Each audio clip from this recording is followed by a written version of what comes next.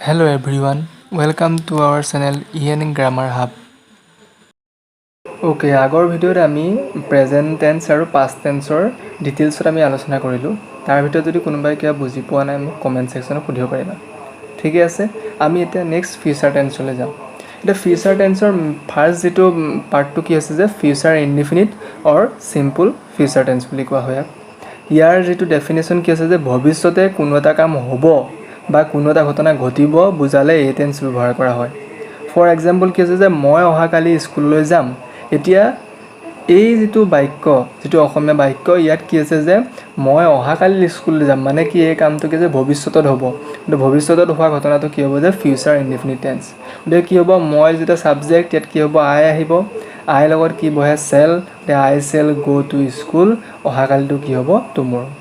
ঠিক আছে, এতিয়া হৈছে কি যে এইটো হৈছে জাস্ট আমাৰ ট্ৰান্সলেশ্যন কৰিবলৈ যিবোৰ সাধাৰণ নিয়ম যে আমি আই লগত চেল বহালো, বহাই পেলাই ইয়াৰ ট্ৰান্সলেট কৰিলোঁ। ঠিক আছে, মেইন কথাটো হ'ল যে আমি কাৰেক্ট টেন্সত ইয়াৰ কি ধৰণে ইউজ হ'ব যে ফিউচাৰ ইনডিফিনিট টেন্সৰ কাৰেক্ট টেন্সৰ কি ধৰণে ইউজ হয়।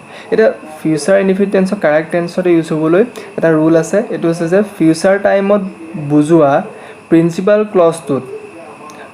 ক্লজ মানে কি এটা সেন্টেন্সৰ যেটো মেইন পাৰ্ট তাক কি কয় প্ৰিন্সিপাল ক্লজ বুলি কয়।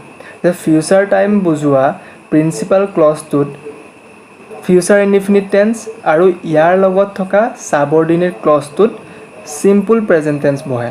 মানে কি প্ৰিন্সিপাল ক্লজ আৰু সাবঅৰ্ডিনেট ক্লজ তাক আমি কনসিডাৰ যদি কৰি লওঁ যে প্ৰিন্সিপাল ক্লজ মানে কি যে মেইন এক্টৰ। আৰু আমি যেনেকৈ এখন চিনেমাত কি থাকে যে মেইন এক্টৰ থাকে, সাব এক্টৰ থাকে, ঠিক সেইদৰে ইয়াত ৰুল এপ্লাই কৰে কি প্ৰিন্সিপাল ক্লজ আৰু সাবঅৰ্ডিনেট ক্লজ।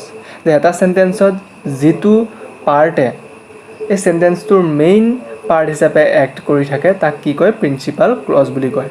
আৰু যেটো সেই মেইন পাৰ্টটোৰ ওপৰত ডিপেন্ডেন্ট হৈ থাকে বা তাৰ লগত লাগি থাকে সেইটো কি হৈছে সাবঅৰ্ডিনেট ক্লজ। এতিয়া কি হয় যে আমি এটা এক্সাম্পল লৈ লওঁ যে we will not go out if it rains. ইয়াত কি হৈছে দুটা ক্লজ আছে, মানে এই সেন্টেন্সটো দুটা পাৰ্ট আছে আৰু এই দুটা পাৰ্ট কি হৈছে যে ইফটো দি লাগি আছে, ই কম্বাইন হৈ আছে। প্ৰথমটো কি আছে যে we will not go out, আমি বাহিৰলৈ নাযাওঁ, ইফ যদি ইট ৰেইনছ বৰষুণ দিয়ে, যদি বৰষুণ দিয়ে আমি কি হয় যে বাহিৰলৈ নাযাওঁ। এতিয়া কি আছে যে আমি বাহিৰলৈ নাযাওঁটো হৈছে কি যে মেইন বস্তু। তাত কি হৈছে যে তাত কণ্ডিশ্যনটো কি লাগি আছে যে যদি বৰষুণ দিয়ে, যদি বৰষুণ দিয়াটো কি আছে যে সম্ভৱত হৈ আছে, গতিকে বৰষুণ দিয়াটো হৈছে কি সাবঅৰ্ডিনেট ক্লজ আৰু আমি বাহিৰলৈ নাযাওঁ সেইটো হৈছে মেইন বস্তু, সেইকাৰণে ই কি হ'ব প্ৰিন্সিপাল ক্লজ। এনেকুৱা যেতিয়া ইফ লাগি থাকিব, আনটিল লাগি থাকিব, টিল লাগি থাকিব, এজ চুন এজ লাগি পেলাই কি হ'ব যে দুটা ক্লজ এড হৈ থাকিব, তেতিয়া যদি তাৰ এটা ক্লজ যদি ফিউচাৰ ইনডিফিনিটত হয় আনটো কি হ'ব প্ৰেজেন্ট সিম্পল প্ৰেজেন্ট টেন্সত হ'ব। আৰু যদি এটা সিম্পল প্ৰেজেন্ট টেন্সত থাকে আনটো যদি শুদ্ধ কৰিবলৈ দিয়ে সেইটো কি হ'ব যে ফিউচাৰ ইনডিফিনিট টেন্সত হ'ব।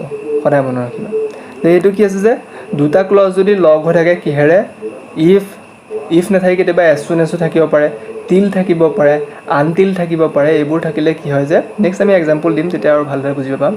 যদি এইবিলাক থাকে তেতিয়া কি হয় যে এইবোৰে যদি কানেক্ট হৈ থাকে দুটা ক্লজ তেতিয়াহ'লে কি হ'ব যে এটা যদি সিম্পল মানে তাৰ যিটো মেইন ক্লজ মানে প্ৰিন্সিপাল ক্লজটো সি কি হয় ফিউচাৰ ইনডিফিনিট টেন্সত হয় আৰু যিটো সাবঅৰ্ডিনেট ক্লজ সি কি হ'ব সিম্পল প্ৰেজেন্ট টেন্সত হ'ব। অ'কে, আমি ইয়াৰ এতিয়া এক্সাম্পলকেইটা চাই লওঁ। এতিয়া ফাৰ্ষ্ট এক্সাম্পলটো হৈছে কি যে উই চেল ৱেইট আনটিল, ইয়াত টিলো থাকিব পাৰে বা মাজত এজ চুন এজো দিব পাৰে, দি পেলাই কি হৈছে হি কামছ বেক। মানে কি হ'ব যে আগৰটো যদি কিহত থাকে ফিউচাৰ ইনডিফিনিটত থাকে, পিছৰ যিটো ক্লজটো সি কিহত হ'ব সিম্পল প্ৰেজেন্ট টেন্সত হ'ব। ইয়াত যদি কাৰেক্ট টেন্স আহে কি ধৰণে আহিব আমি তত চাই লওঁ যে উই ৱেইটটো কাৰেক্ট কৰিবলৈ দিছে আনটিল হি কামছ বেক। এতিয়া কি আছে যে হি কামছ বেক এইটো কিহত আছে সিম্পল প্ৰেজেন্ট টেন্সত আছে আৰু মাজত কি হৈ আছে আনটিল আছে আৰু আগৰটো তেতিয়াহ'লে কি হ'ব ফিউচাৰ ইনডিফিনিট টেন্স হ'ব। তাৰ মানে কি হ'ব we shall wait until he comes back. তাৰপিছত আৰু কি ধৰণে আহিব পাৰে উই চেল ৱেইট টিল হি কাম বেক। এতিয়া কাম দিয়া আছে, আগত কি আছে টিল আছে আৰু তাৰ আগৰ যিটো ক্লজটো কি হৈ আছে ফিউচাৰ ইনডিফিনিটত আছে, গতিকে হি কি হৈ যাব কামছ বেক মানে সিম্পল প্ৰেজেন্ট টেন্সত গুচি যাব, থাৰ্ড পাৰ্চন হোৱাৰ কাৰণে কামছ হৈছে। নেক্সট আহিল কি যে উই চেল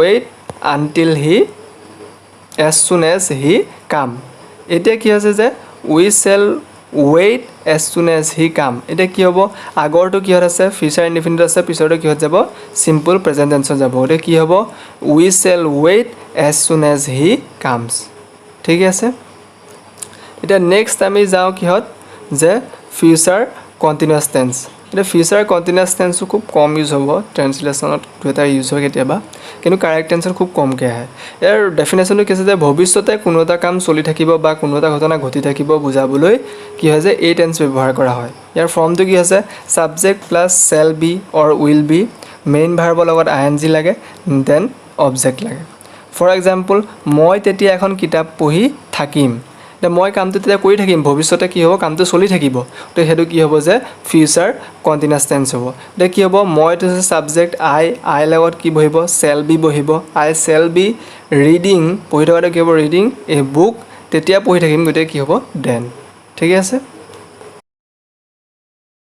আজিলৈ ইমানেই আশা কৰিলোঁ ভিডিঅ'টো চাই ভাল পালে নেক্সট পাৰ্টত আমি বাকিখিনি আলোচনা কৰিম ধন্যবাদ জয় অসম কিপ ৱাচিং